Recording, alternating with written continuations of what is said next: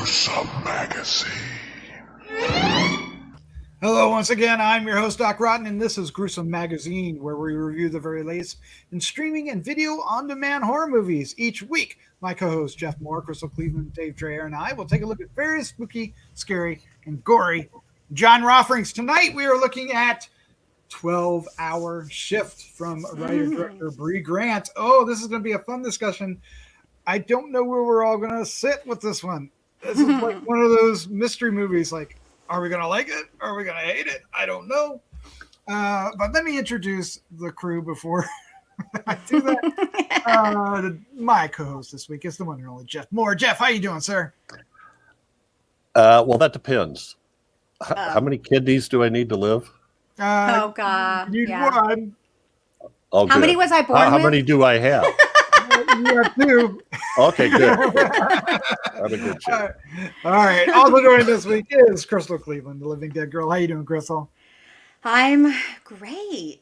I don't have anything fun or witty to say, except that, I like cake. I'd totally be good with cake.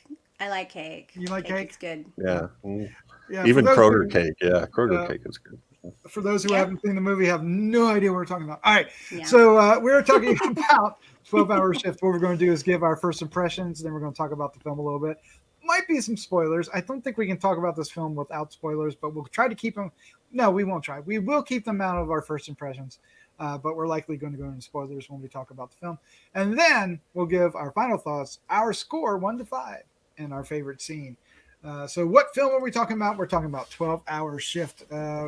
This film is not available on December 11th. I did not change that in my templates. I actually don't know when this is coming out. So it's out on VOD near you. No, it should be coming out around the first of the year of 2021. Writer-director Brea Grant. Some of you may recognize that name. The cast includes Angela Bettis, a favorite, David Arquette. Yes, the wrestler. Some people remember when he wrestled. Chloe Farnworth, Mick Foley, Kit Williamson. Wait, Mick Foley, is he the wrestler? Yep. I didn't even realize. Sorry. Yeah. Nikea, Gamby-Turner, and Tara Perry, among others. The synopsis is bodies start to pile up when a drug user nurse and her cousin try to find a replacement kidney for an organ trafficker. Yes, 12-Hour Shift. The horror in this is what? The horror of human error? The comedy of errors? This is organ trafficking. Yeah, I mean, it's a different type of a horror film because it's not about, the kind of supernatural monster. But we always get into this debate. Is this a horror film or not? And well, it is killing. There's death. There's blood. There's a murderer. Yeah. And there's murderers. Oh, yeah. There's more than one murder. Yes. Yeah. Oh my God. Yeah. All right. So let's give our first impression. And Crystal Cleveland, you are up first. Yay. Okay. So I think this movie is going to be I'm out of focus. I think this movie is going to be polarizing to some people. It's not your traditional or typical horror movie. David Arquette is freaking hilarious in this. I love him so much. I was freaking cracking up at him. It's so random. It's so weird. I didn't even realize that was Mick Foley, which I should have. I don't know why. But I really enjoyed this film. It's really funny in a lot of ways. I love Angela Bettis. I think she's fabulous in everything that she's done and equally fabulous in this. It's a very simple story. I don't think we have to give any spoilers, honestly. Since the basic premise of the movie, that's basically the premise of the movie. And that's what happens. A lost kidney leads to trying to find more kidneys. And more escalation, kidneys. and escalation, and escalation. And so it's, a group of nurses who, work at this hospital and just what happens throughout. And it's, oh my gosh, the cousin by marriage. She's so funny. Oh my God, I can't stand it. Like when I think about it and just like the way she walked and how they did it in slow motion and she's like, I love it. I think I really had a good time with this movie. As far as more horror movies go, I kind of consider this more of like a dark comedy. Yes. Yes. Yeah, but I enjoyed it. I had fun. It's not. Like I said. It's. I think for a lot of you horror movie lovers out there who are really into horror, if you can just kind of let it go and just look at this as like kind of something funny and fun to watch, I think y'all might enjoy it too. Yeah. All right. Mm-hmm. Yeah. Yeah. I can't disagree with you. Can't disagree with you. Yeah. All right, Jeff Mohr, sir. What was your first impression of 12-Hour Shift? I had a lot of fun with this movie, and as I frequently do, I did watch this twice because Nice. it took me. It didn't take me very long, but it took me just a little bit to see how straight out comedy it was, and I also loved the one nurse, Regina, played by Chloe Farnworth. She had a great little sort of affectations that she did to accentuate her character. Angela Bettis is just killer. I mean, she's brilliant. David Arquette and Mick Foley was fun in his role. So they were.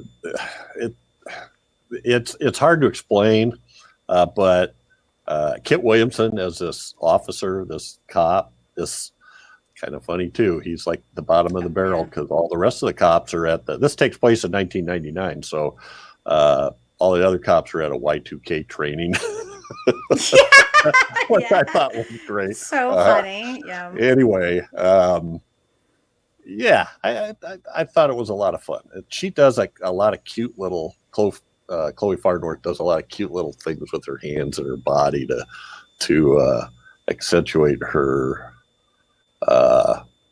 She's one of those people that's decisive about doing things, but she's also doesn't know anything. So her decisions are frequently not good decisions. So, and Angela Bettis is the junkie nurse, and she is amazing. And you could see her. There's several times during the movie where she gets a boost, and she goes from being you could tell she's starting to get a little nervous and a little hyped up and maybe a little shaky and unsure, and then she gets a boost, and then she becomes very calm and smiling to all the patients. She just does such a good job at that. So I don't know. I don't know what else to say other than Brea Grant. I just have become a big fan of hers over the time of doing this podcast. She was an actor in After Midnight that I thought was great. She's done a lot of other things. We were just talking before the show. She was in Heroes. She was in Dexter. And she's got another movie coming out where she's the writer and as an actor that hasn't been released yet. I think it's only released in Canada. And I'm sorry, I forget the title. You'll have to look that up. But I'll be looking forward to that as well.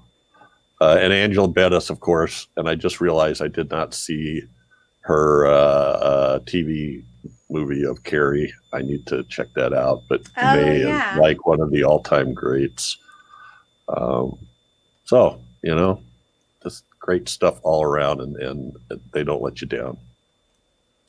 Yeah, I enjoyed this as well, but for a lot of it, I wasn't sure I was. Yeah. There are times when I'm like on the fence. In the end, it's very much a dark comedy. I think that's the best way to do it. It is on the darker side of dark comedy, very gruesome at times. It's all about the characters, and the characters are just so much fun. Every single one of them, and like you said, David Arquette as the murderer. See, even you mentioning his name, I just think about him in this. How he when he shows up, he had that pose at the end. I know, it was hilarious. Once, toward the final act, he was so absolutely funny. brilliant. I was waiting for him to show up in like the stinger thing that they did, but I don't know. I'm not really the forward momentum of this film is a bit strange. It's a bit jerky in its pacing, but at the same time, each sequence that it runs into has something really funny to say. Like for example, when they're in the morgue scene about killed me. And then like the scene when Regina shows up to hand off the organs and they're not in there. and how the whole thing plays out and the things that are going on. It feels. I mean, I love the way it's directed. I thought Brea Grant did a great job directing this. The way it's shot, the camera selections, because there's a lot of what I noticed was there's a lot of use of the entire scenery, right? The foreground, something's happening, the middle ground, something's happening, and almost every time something's happening in the background. If the shot allows for it, and that shot I was just telling you about, where she's at this garage, there's all this stuff going on, and what's happening in the background is like this hilarious. Who knows what's actually happening back there? It wasn't body piercing, right? Well, that's what they said. No, it looked like she was getting her navel pierced. It really did look like that to me. Did it? Okay, because you lay down and she was laying down, and I'm sure he wasn't. I don't think he was lying. Okay. I don't know, because Regina goes, she doesn't look like she's enjoying it. I know. Well, I think maybe they were doing it without her permission. I don't know. It felt sketchy. Yeah. So I don't know. At one point, this movie turns into a musical. Even. Oh my God! Yeah. So this just gives you an idea of how, and then it like turns into a dance party at one point, which that guy could dance. I'm just saying. Good. I was is this like Electric Boogaloo? Because I am into it big time. I loved it. Like, I love these little elements that to me made it fun. But when you're referencing the forward momentum, I don't know that there is forward momentum. But I don't know that that's the point. Happening. Yeah. I mean, we did make it to the end, but I still feel like there's no forward momentum. We're still in the same space we were. Right. So almost exactly. Did you see how it was like a repeat? Almost exactly. Yeah. Interesting. I was watching this in my basement late at night, and I was laughing out loud enough that I thought I might be waking my wife up. I don't do that often. Usually I smile and chuckle. This one, for some reason, hit me at the right time in the right place, and I was laughing out loud. The guy, and little things I would catch myself, like the EMT is like dancing all over the place with a set of earbuds and a Walkman. Yeah. And I'm going, a Walkman? Like, what? And I go, oh, wait, it's 1999. I forgot. So, but I just was laughing. That was like one of my favorite parts. I like was it Mr. Kent? Is that the guy that was trying to get around? Yeah. And he's like walking around with a couple bags. Oh my gosh. Yeah, I was like, see, and all I think about there is I was like, they're going to get in so much trouble over this because how were they not? Right. I know. I'm like, I would grab those bags and murk that dude right away. Get rid of the yeah. But as you think about all the fun little elements, like the woman with the Alzheimer's or dementia or whatever, and then how she goes to defend the one. She's my friend from church. I love it. I just think it was not meant to have a lot of forward momentum, honestly, Doc. I think it was just meant to. It's a day in the life. That's exactly. I think it was just basically about the shift. Yep. It's just happened. My shift, and here I am next day. Yep. Same day, different shift. Or just literally in the same clothes, in the same. Yeah. So it's just a whole like. I didn't make it home, but it just happens to be a very bloody, eventful night. and a lot of people die. Oh my god, there's a lot of funny parts, so I don't want to like talk about it. But Regina, oh my gosh, I like what she's a riot. She Well, I is like just Karen.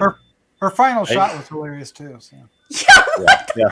I was like, oh my god, you were like, you have balls. To do Well, that. and then Good for Karen, you, which girl. seemed to be like the head nurse on the floor, gets mad Oh, yeah.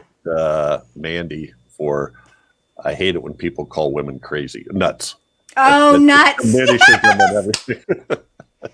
That's so terrible. And if you do that again, I'm going to have God call down thunder. Yeah, because he listens to me. Anyway, you're right. We shouldn't tell this part. There's another thing we haven't mentioned that I thought was very unique, but I loved was the score. Was all these weird drums and chanting and strings. And I swear, I was convinced, I'm still convinced that the chanting is actually like real words that are an inside joke, but you just can't tell what they are because of how they chant. That would be funny. But I don't know. But I thought it fit really well with what, the tone of the film, There'd be these little drums. And then when it'd come to it's sort of a transition, and then all of a sudden the music would just stop like mid-note. And then she shows up at Nick's to give him the organs. So, I really love Barbie Dream Car too. I kind of want it. Yes. I would Is that drive what that that was? car. Mm-hmm. Yeah. It was pink. It was hot. That's a fun movie. I think I've got the right actor. Dusty Warren plays the hitman character, right? The one that comes after China. Yeah, the guy the guy with the rat tail, braid, or Regina. whatever you call that. Yeah, with the rat tail. But I thought he was hilarious too, especially Mikey. The more damage he took. Yeah, it's good. Like, there's just a lot of good parts, but it like you said, you hit the nail on the head. There is no forward momentum. I literally think there is not meant to be any forward momentum. I think it's meant to be, this is a day, and we're back at the same point. Yeah. And that's it. It's just, okay, we're going to go in and do the same thing. Maybe the same thing might happen. We don't know. Well, something's going to happen. Yep. Because, yep. Does she live on cake? I mean, did she eat anything other than cake in 12 hours? All she didn't eat cake. She ate like an energy bar. Oh, that's right. Yeah. Energy bar. She doesn't like cake, remember? And they're like, right. are they getting me? Yeah. No. Of course. Well, there was some stuff in flowers. there that we probably, I'm not going to say it because I don't want to offend anybody. All right. I'll tell you what we'll do. Let's wrap this up. What we're going to do is we're going to give our final thoughts, our score 1 to 5, and our favorite scene. That's going to be fun to do. Also going to be hard to do without spoilers, but we'll do it. But before we do, if you're listening, first off, thank you for listening. Second, it doesn't take much, but we'd appreciate if you do it. Hit the subscribe button. Hit the like button. Hit the bell so you can be reminded. And we'd love to hear comments. Do you like these dark comedies? And do you feel like we do that they should be included in the horror genre? Obviously, right? We believe we do. We like to throw as much. I don't have a problem with this. Yeah. We like to throw as much stuff in the horror genre as possible, right, Jeff? Yes. Well, I mean, Brea Grant and Angela Bettis spend a lot of time in the horror genre, so. Yep. Yeah. Yep. True. So let's do it. And I think, Crystal, you're up first. Final thought, score, favorite scene. Okay, so I think this is going to be fun for a lot of you. It's definitely an independent film, and I think some of you might find it like an artistic dark comedy, which I did and I loved. But it has a little more to it. It has some jab. Little horror jab. And it's great. So I think you should give it a watch. And I am going to say 3.75. Wow, nice. That's actually good. Yeah. Imagine that. It's really done well. And I think it's acted incredibly well by literally everyone. and it's shot well. I think it was edited well. I think the story was fun. It didn't blow me away like some other things. I think you know, a little more change, a little bit more things would have really bumped it up and turned it into something phenomenal. But I like the way that it was done. So yeah, good choices. My favorite scene, it has to be Regina walking the halls with her scrubs, and just how it's like Socks. and she's like, and then she's just like, and then she just like smiles like she belongs there. It's like, yeah, I don't know. It's so ridiculous. Like, this woman's crazy. She's insane. Whew. She does a You great don't have to job. convince me. You don't have to convince me. All right, Jeff, you're up next. Your final thoughts, your score and favorite scene. I like this too, and it's got a. It does have a weird feel to it. It's not like there's not like. It's more of an even keel, and that might be what you mean by momentum. You know, it's like you're moving along, and these things are happening, and things that they. It's not like jokes. It's just things that happen that are funny. I don't know how to explain it, Yeah. but it's not like a roller coaster. You don't like build up to peaks and then calm down and then build up to another peak. It just moves pretty much the same level the whole way across. But I really enjoyed it. I thought it was funny, and I will definitely watch this again. I am also giving this a 3.75. And my favorite scene, and there are so many of them. I'm going to take the one where Mandy, Angela Bettis' character, confronts Regina, however you, and after she finds out, the person that she killed, and explains to her the folly in her actions. Oh my god! Actually, I was like, oh god, she's so dumb. She's so dumb. The next, anyway, all right, I'm laughing. You know what dialysis is? Oh my god. Okay, so I enjoyed this, and I think it's very unconventional. I think that's the word we're struggling to find. Yeah, there you go. Yeah. Conventional in its structure. It is very independent. It feels very much like a festival film. It'd be if you were in a festival watching this, you would just be in the right environment to really love this. We happen to have that mentality all the time, so it kind of it suits. Every day is a festival. Yeah. So if you get on it's a dark comedy train, you're gonna really love it. And yeah. I mean, it's also kind of, they're rednecks, right? Can I just? Oh yeah.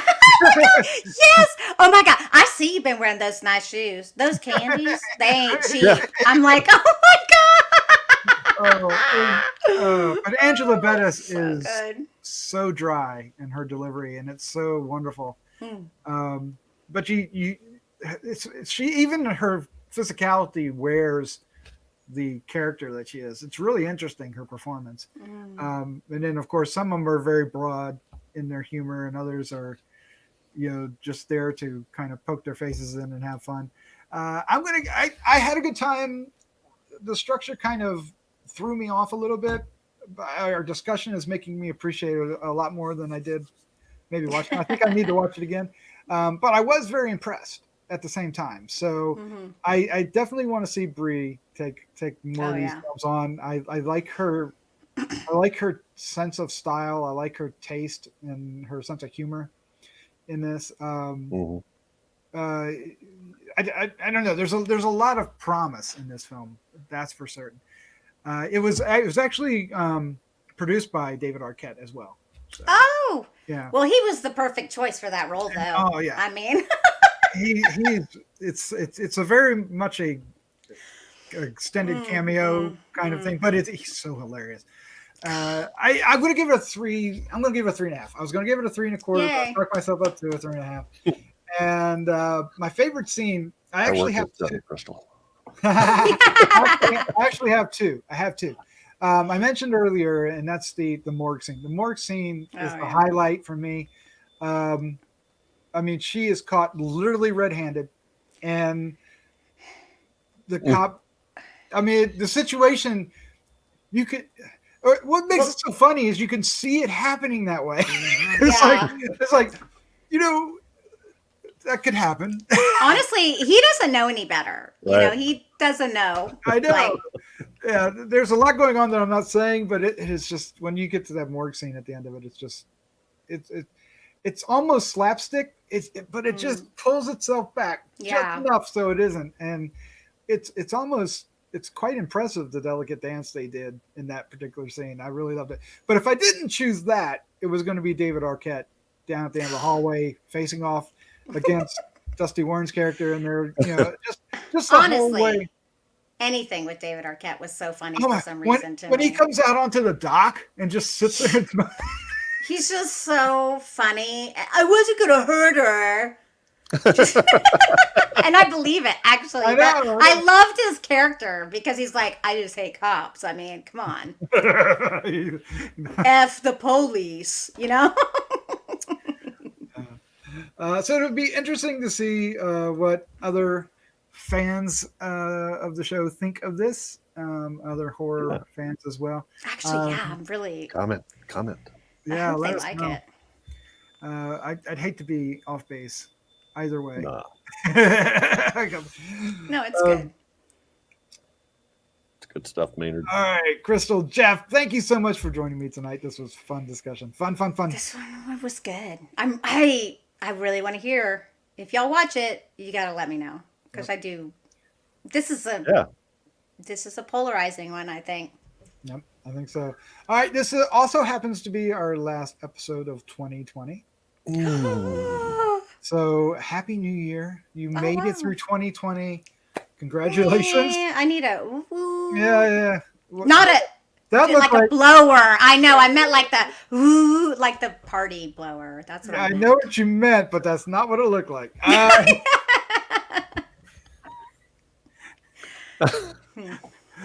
You'll just watch it again, Jeff. You'll see. But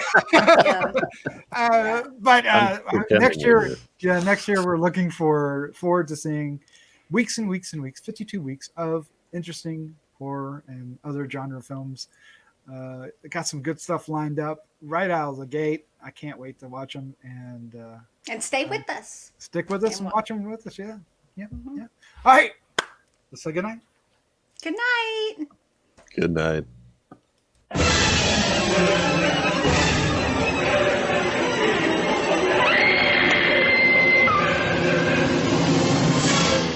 Gruesome Magazine.